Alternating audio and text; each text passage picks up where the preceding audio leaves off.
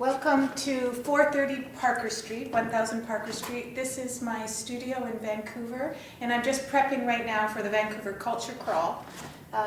What I've been hanging today are paintings from 3 different collections I've been working on since January 2011, so for the full year. And this is how it has culminated.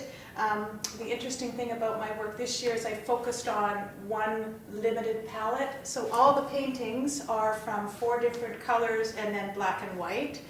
And I did it really just so I could focus on learning about how color works and how I can stretch the palette even with using those limited colors.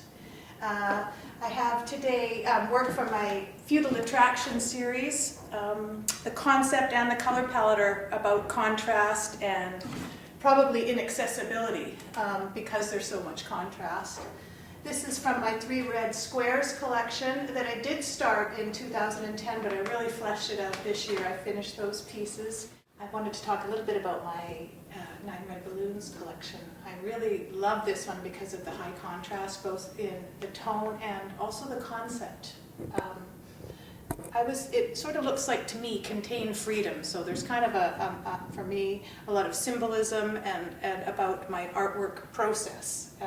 I think I was at a stage where I really need to break out, and so these balloons are still contained, and in parts they escape.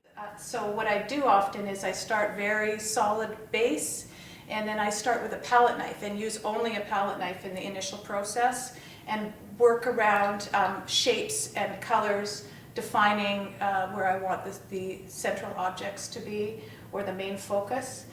I start with brighter colors in the back to give it a little bit of luminosity, and I slowly gray them. So in the end, I've toned it down, but there's those sparks of color. And then of course at the very end you put your lightest lights, and that's really what I was attempting to bring out. This painting is the last of my 3 Red Squares collection, and I did something a little different with it. I tried to bring the shapes forward just through color rather than using perspective or anything else like that. So that was my goal here. It's actually been my inspiration to be in the crawl for quite a few years since I started my very short painting career, and this is my second one. I moved into the studio a year ago, so I've only have one under my belt, and it was fabulous. And really it's just a way to bring other artists together, especially in the halls a week ahead of time. Everybody's hammering and working on their work furiously to finish it.